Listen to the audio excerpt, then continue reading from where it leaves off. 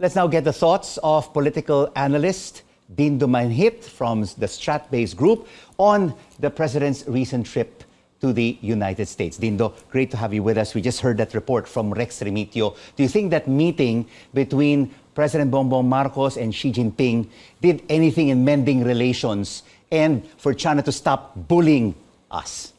You would say, we hope so as a nation, to ensure peace, stability, and end this coercion coming from China.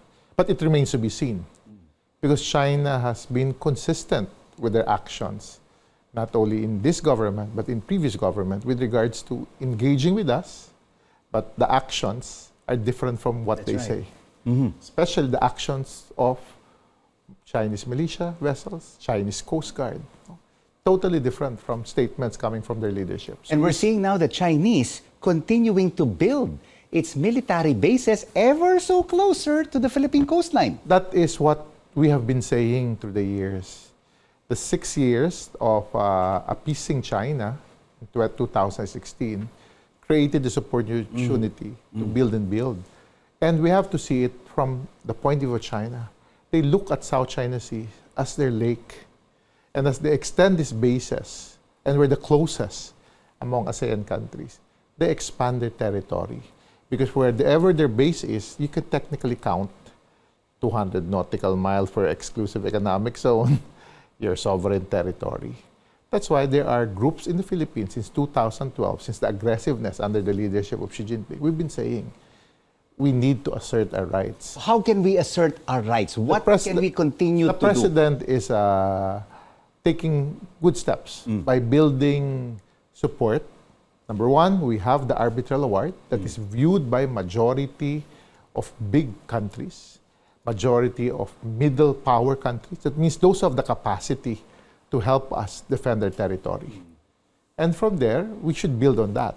Because what binds us together with these nations, from countries like Japan, Korea, Australia, New Zealand, Canada, EU, the US, is that we all believe in a rules-based international system. And technically, the international law is with us because of our arbitral award. But so the next stage is all this commitment that we lost ground since 2016 is now a catch-up for the Bongbong Marcos administration. So he's doing that strong step. The next question is, can this engagement with these countries lead us to actual actions, like in the case of what are the details of joint patrols that we keep on hearing? What are the details of the trilateral between between Japan, the US, and the Philippines, or US, Australia? Does it mean helping us resupply our marine detachment in Second Thomas Shoal? So those details. And when we see the visits of naval ships coming from France, Canada, what does it mean? So these are things that maybe we need more details, but I think we are in the right direction. We are in the right direction. Are we also in the right direction with Bongbong Marcos meeting up with Xi Jinping, mending fences, and for China to start looking again at the Philippines as an investment destination?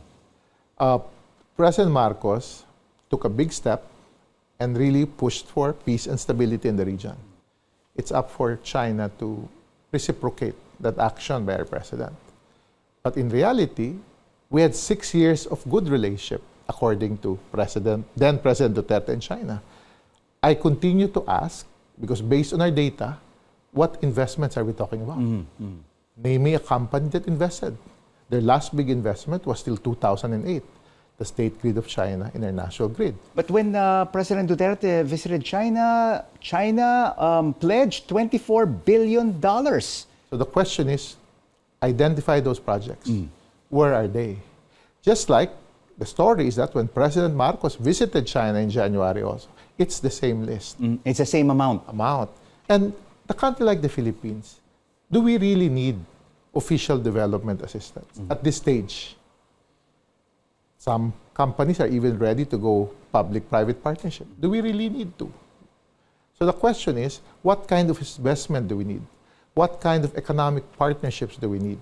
And that's where I think China is being compared to countries like Japan. There are real investment on one hand. There's ODA. There are ODA that are not onerous. hindi pampabigat to a country like us. Or when you look at the US, maybe weak in ODA, but very active in investment, very active in source of remittances for Filipinos, very active in terms of business process outsourcing, main drivers of our consumption economy. So China tends to be compared to this reality. Then you look at our third beneficial economic partner, EU also. They come into the Philippines, they bring jobs, they allow also professionals to be hired there as workers, so they come back as remittances. So it's beneficial to both their world and our world. But with China, define for us, what have we really gotten in those 6 years of President Duterte? And that is a big question mark. Big question mark, and nobody has really shown it. Even government data does not reflect that, All of right. the government of Duterte. Dindo, we've seen the president going to 16 international trips to 12 countries in 17 months. $70 billion in pledges, and in this trip to the United States, $672 million. Are we already starting to feel, are our kababayan starting to feel the foreign direct investments, hard cash on the ground and creating jobs? We are not yet, because pledges are simply an interest on the Philippines. But as these companies, because this is not government to government, that's a big difference when President Marcos engages with these countries. Unlike China promises those things, but with this, it's companies that we are engaging. But these companies are also asking, are there consistency of policy? Is the policy environment the same today as 6 years down the road? There's always a question mark. What about governance? Is there transparency, accountability, that we will feel secure with our investment? And third is, it's really taxes at the end of the day. Because you go into a country, you have fixed costs, you have this concept of we choose Philippines over other, then you ask yourself, what are your operational costs? But there's always this question that we have this lack of consistency in terms of payment of taxes. And also continuity, Dindo, because our government changes every 6 years. I think on the investment, Ricky, you're right. We have to go, I always say it, number one, we need to think beyond politics when it's about investment, because we need to think beyond timelines. Investments, when you're a businessman, you look beyond 6 years. So we have to offer that also, consistency of that. That I'm coming in here with my meeting with the president and his team, but 4.5 years from now, is it the same policy? And that makes us different from other ASEAN neighbors. That's why they are going there. So it's time for us really to look at this as one nation. Maybe we can unify, because at the end of the day, investment, both foreign and domestic investment, actually create jobs.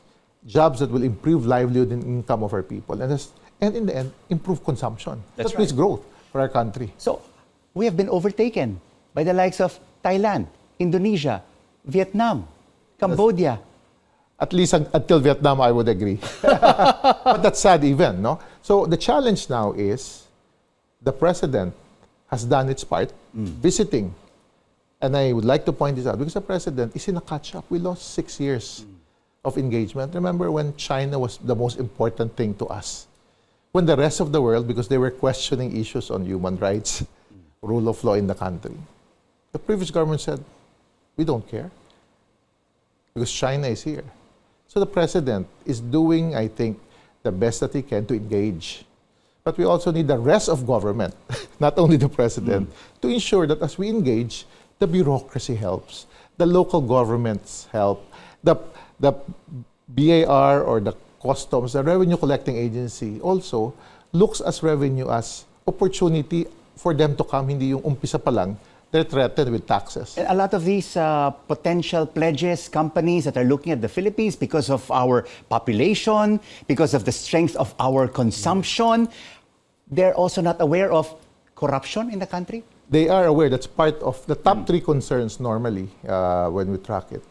Corruption. That's why I said earlier, transparency and accountability is very important, because that's where the ease of doing business is a nice phrase about extracting from investors, both at the national and the local government. Then in the ease of paying taxes that I mentioned also earlier, it's also about corruption. Issues like the interpretation of VAT based on the CREATE law has created fears among new investors because they hear it from multinationals in country today. So why do we do it to ourselves? When the core of why they're interested here is not government, actually it's the people. We have the workers to speak about, and maybe we need to upskill them more, but we have the people, the demographics, the market. So why can government simply help? And now the president is leading us to that direction. The question is, can the bureaucracy learn this lesson also? And handle this issue. All right, Dindo, we'll have to leave it there for now. We will continue discussion when President Marcos arrives from Hawaii in about 15 minutes' time. Geopolitical analyst Dindo Manhit will be rejoining us in a moment.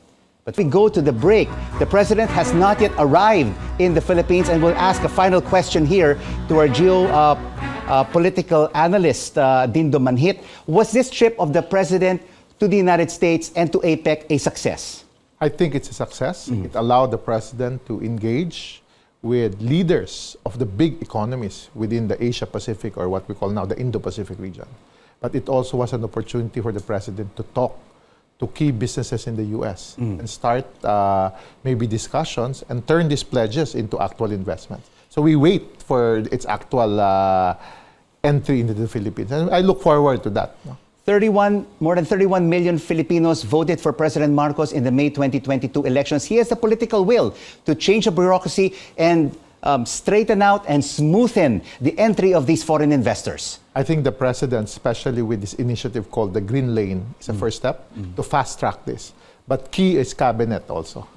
They need to execute it in behalf of the president, and we need the cabinet to also whip the bureaucracy and to ensure that these investors that caters to our domestic market, that can create even exports, will all generate the growth that we want in our economy and improve the lives of the Filipino people. We need to unify as a nation, private sector, both domestic, government, the bureaucracy, under the leadership of Marcos to move this forward. Thank you so much for your insights, and President Bongbong Marcos will be arriving at the Villamor Air Base anytime soon, and thank you so much for your analysis of his trip to the United States. Geopolitical analyst Dindo Manhit.